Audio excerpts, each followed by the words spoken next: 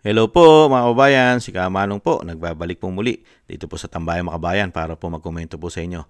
Magandang umaga po muna, tanghali, hapon, gabi.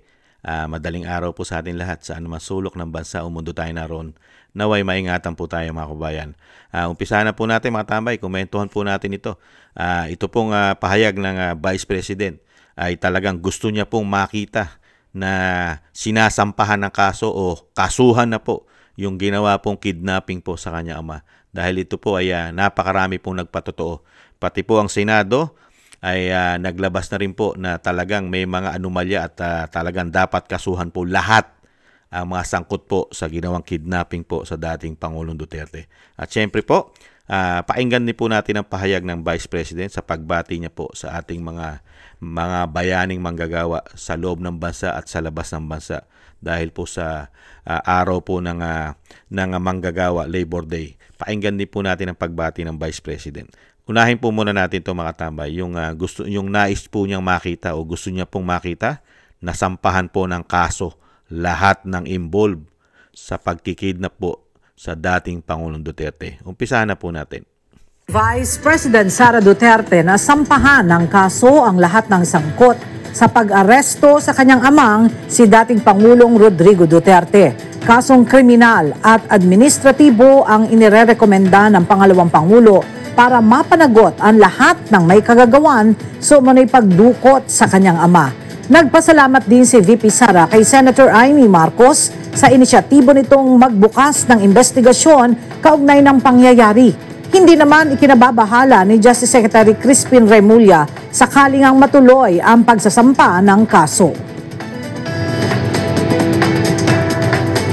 Ngayon gusto namin makita na mafailan na ang kaso yung mga tao na may kasalanan sa kung anong nangyari sa pagdukot kay Pangulong Rodrigo Duterte. Opo, unang-una nagpapasalamat ako kay Senator Amy dahil binuksan niya ang pag-uusap kung ano ang ginawa nila, anong mali na ginawa nila kay Pangulong Duterte, ang pangingidnap. Ngayon, kung sasabihin ng administrasyon na hindi yon nila ginawa at hindi yon political ang pagkuha nila kay Pangulong Duterte, dapat nakikita natin na may mga kaso ang mga tao ito. Ginawa namin yung dapat gawin at it's for the best, to our best judgment.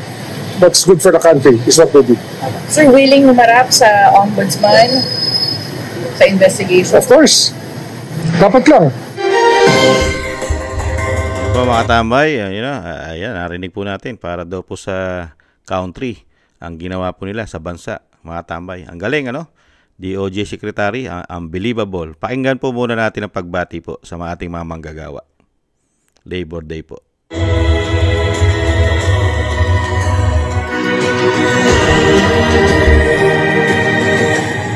Assalamualaikum warahmatullahi wabarakatuh. Madayaw mayong adlaw kaninyong tanan. Magandang araw sa inyong lahat.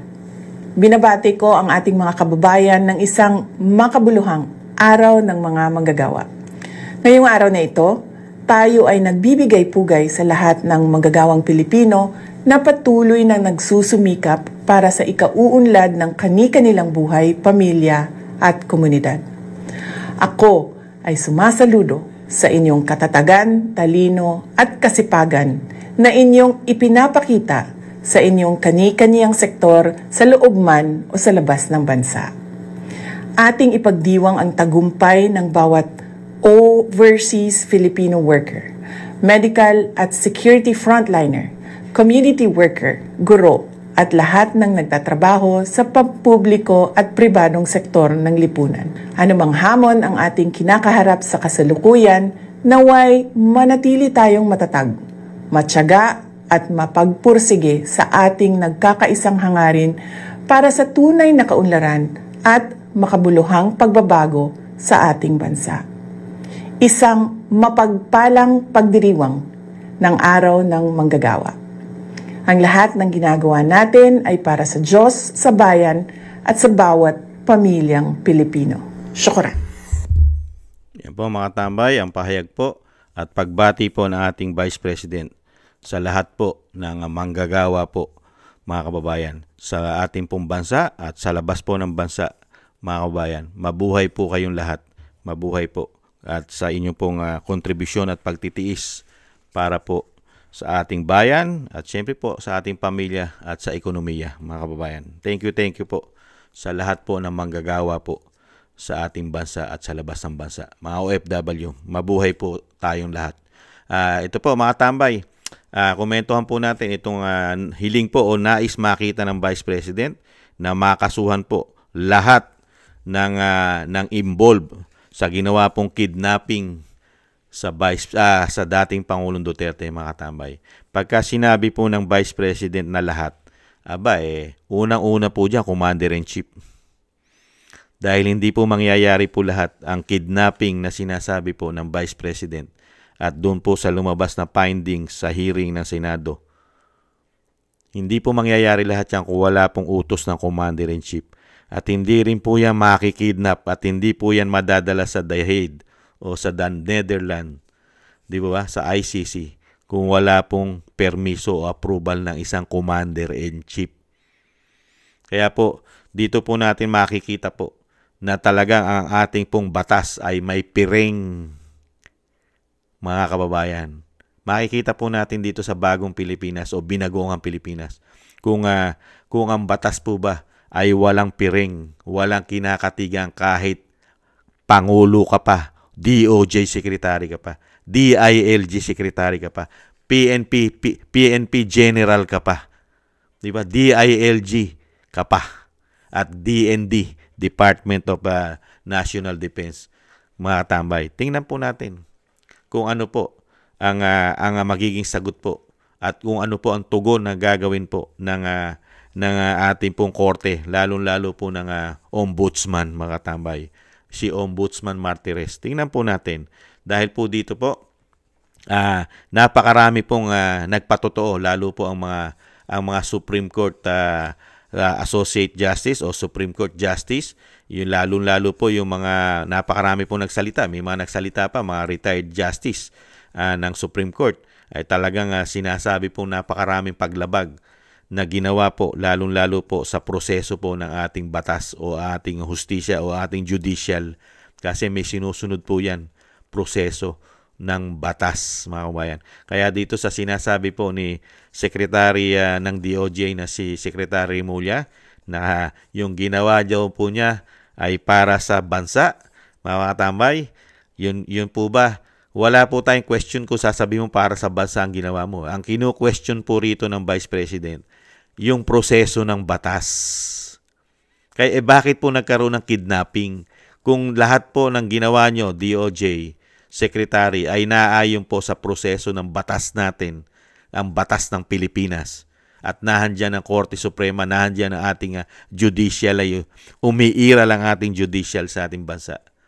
Kung tama ang sinasabi nyo, bakit po nagkaroon ng kidnapping issue? Sige nga, kung kayo'y sumusunod sa batas at wala kayong sinasabi yung nilabag at lahat ng ginawa nyo ay tama, meron po bang tama na napakaraming nagpapatotoo? Ang ginawa nyo ay kidnapping.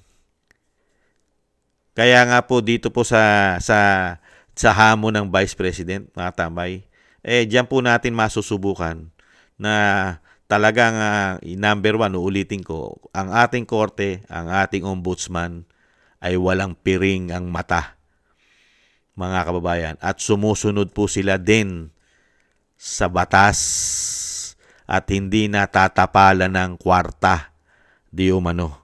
Dahil ngayon po, sa nakikita po ng taong bayan, nakikita po natin di umano na talagang ang pera po ng Pilipino, pera ng taxpayer ay gamit na gamit po yata sa napakatagal ng pamumulitika nila, pagpapabagsak yata nila sa pamilya Duterte. Di ba?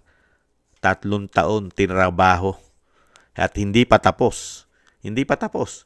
Dahil nahandyan pa ang Vice President. May mga nakaamba pang kaso riyan. You know? Pagka sa Vice President, sa dating Pangulong Duterte, napakabilis po nila magkaso. Napakabilis magkaso ng NBI.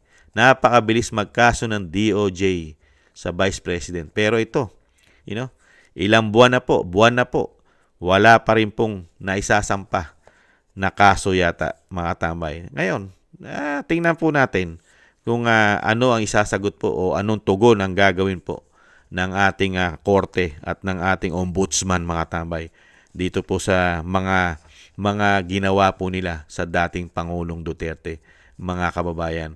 At diyan ka magtataka, mga kababayan. Magtataka din tayo Napakarami nilang iniimbestigahan. Lalong-lalo po ang DOJ, di ba? Napakarami po nilang iniimbestigahan. Pero wala po tayong nakikita iniimbestigahan sa pamahalaan. Ang iniimbestigahan lang po, yung mga sinasabi nilang kalaban ng pamahalaan, mga oposisyon daw. Lalong-lalo daw po ang pamilya Duterte at kaalyado nito at sumusuporta. Yan po ang kanila pong tinututukan. Pero never tayo nakakita ng investigasyon sa korupsyon at sa mga illegal na gawain ng administrasyon yata. Bakit kaya? Hindi po ba nila napapansin? Wala pong binubuksan kahit po ang institusyon po ng Kamara at Senado. Wala pong mga investigasyon sila. Mga bulag, pipi at bingi po sila pagdating po sa administrasyon, mga tambay. Di ba? Wala tayong nakita ng 3 taon na yung ginawa po na isang damukal na issue ng korupsyon. Nandiyan pa ang pinagmalaking proyekto na flood control. 5,500, billion po dyan. Pero walang investigasyon po dyan. Lalong-lalo ang institusyon ng Kamara at Senado dahil sila po yata ang involved dyan. At wala rin po investigasyon sa ating kagintuan, ang ating reserve. At lalong-lalong wala rin investigasyon sa ating PhilHealth, GSIS, SSS, PDIC. Di po ba? At wala rin pong investigasyon sa 2025 national budget po na bigla pong nalagyan ng mga blanco at nasingitan po ng hindi bababa sa 241 billion. Mga kababayan, dinadala lang po tayo ng pamahalaan sa issue para matabunan po yata lahat talaga. Ang ginagawa po nila sa loob ng 3 taong ginawa po nila sa ating bansa nang sila po ay nanunungkulan. Para mapagtakpan po lahat ng issue, ay kailangan dalin mo at pabagsakin mo ang pamilya Duterte di umano. Grabe, no? Grabe po ang nangyayari sa ating bansa. Dadaling ka sa ganito. Ngayon, puro Duterte po ang nakita natin sa 3 taon. Puro Duterte po ang kanilang binakbakan pinababagsak. Demolition job. Politically motivated. Di ba? Political harassment na nga ang nakuha ni dating Pangulong Duterte dahil kidnapping. Di ba? Puro po panggigipit ang nakita po ng mga Pilipino sa pamilya Duterte. Sa Vice President, nahandyan na po lahat, nakasampa na po lahat. Nahandyan po ang kanya impeachment, tapos na po sa institusyon ng Kamara, sa House.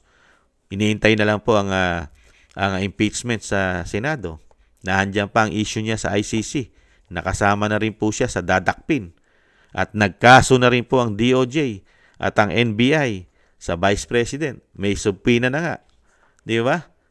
Kaya nga po, nakita niyo po yung nangyayari po sa mga Duterte. Puro po sila ang talagang binabakbakan. Ngayon, tingnan naman po natin, antayin natin, tingnan natin ang gobyerno, tingnan natin ang ombudsman, ang korte, kung ganun din po ba sila katindi o sinasabing fair justice o walang piring ang kanilang mga mata. Tingnan natin kung gagawin po nila, mga kababayan. Dahil po ang mga Pilipino ay gising na po ang mga Pilipino. Masusubukan po natin ang binagoongang Pilipinas, lalong-lalo po ang ombudsman, ang korte natin. Ang korte natin ay tingnan po natin kung talagang hindi sila silaw, hindi sila natatapalan. Kaya wag naman sana. Kaya po ang Vice President talagang nakikita niyo po ang pamilya Duterte. Ang pamilya Duterte sumusunod sa batas. At ang proseso ng batas ang kanilang gustong masunod. Hindi ang proseso ng mga politiko. Hindi ang batas ng mga ganid sa kapangyarihan. Di ba? Yung mga greedy na ayaw nang mawala sa kanilang kapangyarihan nung makabalik sila. Hindi po yan ang batas na sinusunod ng mga Duterte. yung mga batas ng ganid, swapang sa kapangyarihan, lalo-lalo na sobrang pagmamahal yata nila sa salapi. 'Di ba? Yan ang nakikita natin, batas na sinusunod yata nila. Pero pagdating sa mga Duterte, hindi mo makikitaan ng ang batas ay nilalagay nila sa kanilang kamay. Nagtrabaho po ng 6 na taon ng kanyang ama. Never nating nakita na ang batas ay nilagay niya sa kanyang kamay. Laging may proseso ng batas at hindi niya pinapakialaman, mga kababayan, ang batas. Di po ba? At syempre po, yung sinasabi po ni DOJ Secretary, dahil po yung kinasabing kidnapping, mga kababayan, totoo po ba? Gawa-gawa lang po yan eh. Ibalik tanaw po natin, mga tambay. Dahil yan po, nag-ugat po yan sa sinasabing war on drugs na napakarami daw pong ginurgor. Di ba? Kaya nga daw po sinasabi nila na crimes against humanity. Di ba? Yung sinasabi nila. Ano po ba talaga yon? May ang mga pulis po kasi ang talagang na-involved dyan eh. Di ba? Ano po sabi ng mga pulis noong mga panahon na yon? Katulad po, may tumatakbong senador. Painggan po natin ito, mga tambay, bago po natin ituloy. Kasi ibang klase po eh. Congressman Ito po, sandali lang po. Anuhin ko lang po. Whether former President Duterte should appear Palitin ko lang po. Ulitin ko po.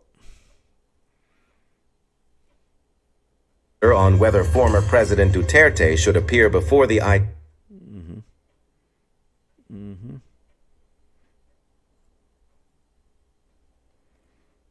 Sandali lang po set up ko lang po para maganda. Para mapakinggan po natin. Napakaganda po pakinggan yung pahayag po ng ni dating pulis po na tumatakbo po senador. Ito po. whether former President Duterte should appear before the ICC regarding the Tokang. No, Sir Alvin. Why? Pag ako, hingi ako ng konting extension. Ang sabi ng Pangulo, pag lumaban, patayin. Tama naman. Now, inutos pa ng Pangulo na kahit hindi lumaban, patayin. Bigyan po kayo ng simple example. Kian de los Santos sa Caloocan. Buhay, pinatay, ang pulis. Kinasuhan, na-dismiss, nakulong. Si President Duterte, hindi nakaalam. Jimboy ng Nabotas, pinatay ng mga pulis. Kinasuhan, na-dismiss, nakulong ang mga pulis. Ibig sabihin, ako bilang pulis, katulad ng nabanggit ko po, hindi ako malapit sa Duterte. Walang ganong utos. So, anong dapat? Hindi dapat natin i-invite ang ICC. Kumbaga, yung problema natin, kaya pa eh. Dapat, panagutin ang pulis kung nagkasala sila. Congressman Busita's answer on whether former President Duterte should appear before the ICC regarding the Tokang. No, Sir Alvin. Why? Yan, nakita nyo po mga tambay. Nakita nyo po yung pulis na mismo, si Busita po. Tumatakbo po yata senador. Nakita nyo po. Hindi po dapat na papasukin ng ICC dahil kaya pa ng batas, kaya pa ng ating judicial. Di po ba? Pero yung sinasabi nga po na yung mga pulis na na-involve dyan, nakakasuhan eh. Hindi po pinapakailaman ni dating Pangulong Duterte. Pagka po ang mga pulis ay sobra na po at lumalabag na po sila sa batas. Kaya nga po, yung sinasabi pong kikiyan, di ba? Kinasuhan po yung pulis Nakulong. Nakulong, hindi po nakailam ang dating Pangulong Duterte. Dahil pagka mali ang mga pulis, hindi niya po sinusuportahan. Pero yung sinasabi po ng dati pong kernel po yata ito o pulis na si Busita, talagang ang bilin po ni dating Pangulong Duterte diyan kung lumaban, 'di ba? Kung lumaban, 'di ba? Talagang kung manganganib ang buhay mo, nilabanan ka. Alangang yung buhay mo ang mawala, sila ang buhay. Kaya nga, kung lumaban, saka ka palang lalaban. Pero kung sila na may susuko, wala namang problema. Kaya nga po dito mga tambay, kaya nga po hindi nga po nila magawang sampahan. Hindi po nila magawang sampahan sa ating bansa ang dating Pangulong Duterte dito po sa sinasabing war on drugs. Dahil po ang Pangulong Duterte sumusunod sa batas. Pagka ang mga pulis ay nagkasala at mali ang kanilang proseso o paggamit ng batas, nakukulong. Ipinakukulong niya. Sample na nga yan, yung kikiyan, mga nakulong ang mga pulis at napakaraming pulis ang kinakasuhan. Di po ba? Hindi siya nakikialam. Ang pinoproteksyonan niya, yung mga lumalaban. Yung lumalaban. Di po ba? Yun ang kanyang pinoproteksyon ng mga pulis, lalo po kung yung lumaban ay nasawi at kinasuhan ng mga pulis. Doon po siya. Doon yung po ang pinoproteksyonan niya, yung mga lumalaban. Pero yung mga sinasabi na hindi lumaban at kinasuhan ng mga pulis, nakukulong. Example na po si Kian dyan. Yung sinasabi nila si Kian de los Santos yata yan. Di ba? Kaya po dito sa sinasabi ni DOJ Secretary, mga tambay, na para daw po sa Pilipinas, yung ginawa nila, mga kabayan, katarantaduhan po yun. Malabo po sa sabaw ng posisyon. Talagang pamumulitika po yun. Tama po yung sinabi ng Vice President. Pamumulitika. Talagang grabe po ang ginawa po nilang pamumulitika. Demolition job, mga kabayan. Ni hindi man lang po nakakuha ng tamang proseso ang ating dating Pangulo. At mismo ang Vice President, hindi nga pinapasok dyan sa Villamor Air Base. Hindi siya pinapasok dyan para makausap niya ang kanyang ama at makita niya. At mismo ang dating Pangulong Duterte, sinasabi niyang, abogado ko ang aking anak, papasukin niyo. Abogado ko yan. Ano sinasabi ni General Torre? Hindi. Ako ang masusunod. Siya ang batas ng mga panahon na yon. At kakalad ka rin niya pa ang dating Pangulong Duterte para lang sinasabing madala niya na at maisakay sa eroplano papuntang Netherlands. Di po ba? Talaga kidnapping. Vice President, tatay mo, Pangulo, dating Pangulo, tapos ikaw, abogado ka, Vice President ka, hindi man lang nakausap. Pilipino ka, Pilipino tatay mo. Unbelievable. Ganyan po ang batas po ng DOJ Secretary. Kaya magkakaalaman po yan. Napakaganda po pag-usapan po yan. At sana po, makasuhan po yan.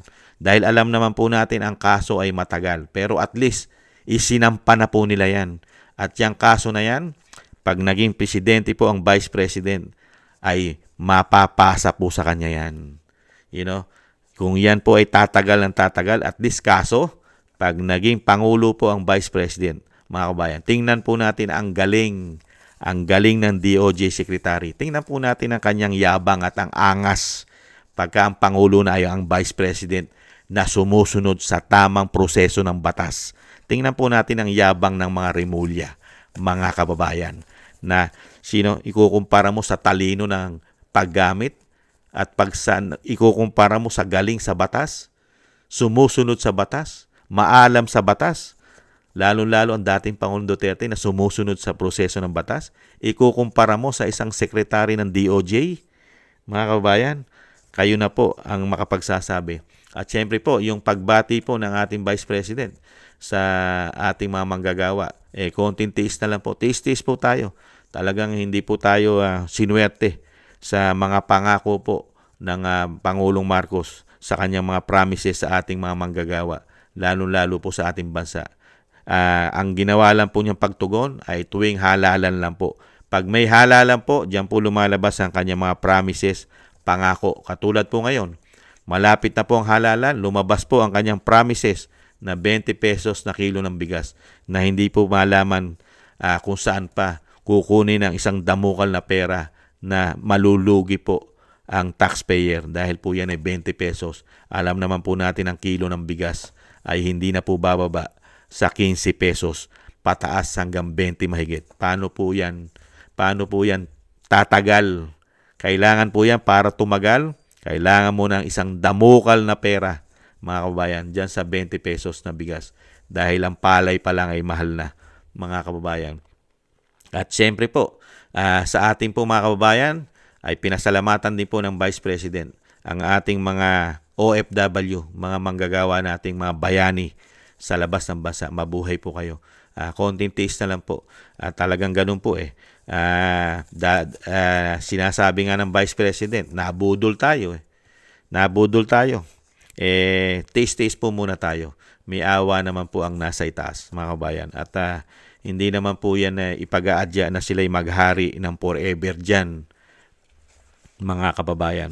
Kaya po, nakita po natin, kung kalat na kalat po ngayon sa social media, ang mga pangako, promises, trabaho, ayuda, solusyon, para sa pagtawid ng mga kahirapan, ayuda, isang damukal na ayuda, mga tambay, kung ano-ano pang pinapangako ng Pangulong Marcos. Ito pong Labor Day, pangako po yan. Sanay na sanay pong mangako yan, mga tambay. Isang damukal po ang issue niyan. Hindi pa nga tinutuldukan niyan ang issue niya. Saka wala pang investigasyon ng mga issue niyan, mga tambay, kasi mga bulag. Bulag po ang 19 Congress dyan sa mga issue ng korupsyon ng pamahalaan.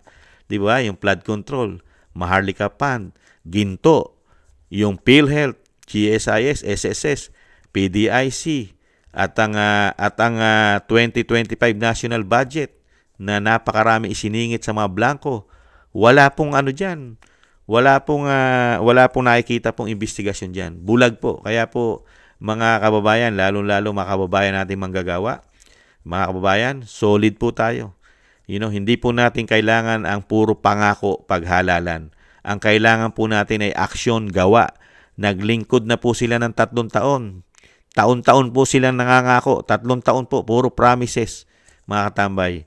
Ngayon, halala na naman, gusto nilang bumalik. Mga kababayan ko, lalo-lalo, mga manggagawa, isip-isip po tayo. Yan pa ang gusto nyong solusyon ng mga politiko na naglingkod na ng 3 taon sa atin. Mangangako na naman. Yung 3 taon, tagal-tagal na. Yung pangako nila ay hindi tinupad. Ngayon pa ba, mga kababayan, katulad ng Pangulong Marcos, 3 taon na lang ang natitira sa kanya? Magagawa niya pa bang lahat yan? Sinayang na niyan yung 3 taon ay nasayang na sa kanya. Nasayang na yung 3 taon. Ngayon, 3 taon na lang natitira. Saka ngayon sasabihin mong gagawin mo lahat? Unbelievable! Paano mo magagawa lahat yan? 3 taon na lang natitira sa'yo. Baka nga, pagpasok pa ng Duterte team at ng lahat ng majority ng PDP laban sa Kamara, sa Kongreso, baka nga, hindi mo pa matapos ang 3 taon mo na pagiging presidente. Baka hindi ka pa maka-6 na taon, di umano. Baka masampahan ka na ng impeachment. Pagka ang nakapasok ay PDP laban at ang Duterte team sa Senado, baka mabaliktad na ang sitwasyon. Dahil sa daming issue mo, Pangulong Marcos, na hindi na-imbestigahan. Di ba? Wala investigasyon Kaya nga ang Vice President naghahamon na. Naghahamon. Kasi nga walang investigasyon nangyayari sa pamahalaan ng binagoong Pilipinas sa mga issue ng korupsyon, pamumulitika, paggamit ng batas. Katulad niyan, kidnapping ang issue. Ngayon, iniintay ng Vice President kung ano ang tugon ng ating hustisya, mga tambay, ang ombudsman at ang korte natin. Mga kababayan, konting tiis lang po, mga kababayan, pero pinaalala ko nga lang po sa inyo, halalan po, botohan, kumukuha na naman po sila ng boto sa atin. Mga kababayan, 3 taon na po ang nagdaan. Magising na po tayo. Huwag po tayong magpasilaw sa sinasabi nilang ayuda at 20 pesos na bigas. Pwede po natin bilhin yan. Pera po natin yan Tax po natin yan, bigas na yan. Tax po natin ang pinambili niya sa mga magsasaka. Pera po natin yan. At yan, kahit sabihin mo piso 1 kilo niyan, bilhin po natin. Pero yung mga pangako nila, hindi po natin kailangan ipagpatuloy pa nila. Marami po tayong politiko, lalo-lalo po sa Duterte team, na maaasahan po natin na wala pa silang ginagawa, mga tambay, pero nakikita na po natin ang gagawin nila na pagbabago sa ating bansa, lalo-lalo po sa Kongreso, ang mga congressman natin sa PDP laban. Yan po, mga kabayan, i-solid vote po natin yan. Black voting po tayo, mga kabayan. Black voting, napaka-importante po yan para po mahirapan po sila mandaya ang COMELEC. Mahirapan po kasi mandaya ang COMELEC pagka po tayo ay nag-black voting, solido, mahirapan po sila, mga kabayan. At bago po tayo magtapos, mga tambay, maraming salamat po sa mga nagbibigay po ng biyaya at tulong sa inyo at tiwala sa inyong lingkod. Thank you po. Shoutout po Kingston 123 ng Hong Kong, Eric Hershio ng Canada, Jake Yahut 4531 ng Maisog, California, USA, Gina Ray Solid DDS ng Berlin, Germany, Julieta Celona, si Julieta Celona ng Sydney, Australia, Baby Roman, Ate Isa ng Cagayan Valley, si Jem Aris ng United Arab Emirates, si Jobilin Watanabe ng Japan, ako si Pilam. Maraming salamat po. Ingat po kayo mga kabayan. Maraming salamat po. At thank you po. Shoutout din po sa ating mga kabayan sa kasuluk-sulukan po ng ating bansa. Ingat po mga kababayan ko. Shoutout po sa inyong lahat. At ganoon din po sa ating mga bayani, mga Pilipino na nasa kasuluk-sulukan ng mundo. Mabuhay po kayo mga bagong bayani. Maraming salamat po sa inyong pong pagtulong sa ating ekonomiya, mga kabayan. Lahat po tayo, mabuhay po lahat ang manggagawang Pilipino. Mabuhay po. Talagang napakalaking bagay po. Kasi kailangan po talaga natin yan para mabuhay din po tayo, ang ating pamilya. At syempre po, malaking tulong po sa ating ekonomiya. Maraming salamat po sa mga manggagawa ng ating bansa. Mabuhay po kayo. Konting tiis lang po. May pag-asa pa po na darating pa sa ating bansa at lalong-lalo po sa ating mga manggagawa. Tamang politiko lang po ang kailangan natin. Tamang politiko, mga kababayan. Nasubukan na po natin sila ng 3 taon. Tama na po yun. Okay na po yun. At syempre po, thank you po sa gusto po ng Tambayang Makabayan sa YouTube at TikTok. At ganoon din po sa mga nagko-comment, like, share, and subscribe. Maraming salamat po. At syempre po, yung dasal po na hinihiling po na inyong lingkod, isama po natin sa panalangin at dasal na maingatan po, madugtungan pa po ng mahabang buhay, makauwi pa po sa lalong mabilis ang dating Pangulong Duterte, at ganoon din po ang ating Vice President ay maingatan po sa kanyang mga paggawa, lalo na po yung mga paglabas-labas niya po ng kampanyahan. Ingatan po sana ang Vice President dahil hindi po natin alam kung kailan po sila aatake at kung kailan po sila gagawa ng masama sa Vice President. Dahil nga po, yan po ay tinik po nila sa lalamunan ng Vice President, mga kabayan. Sana po isama natin sa dasal at panalangin na maingatan po ang Vice President at ang dating Pangulong Duterte. Maraming salamat po, mga kabayan. Sa muli po, mga kabayan, mabuhay po ang manggagawang Pilipino. Maraming salamat po. Bye-bye. Ingat po.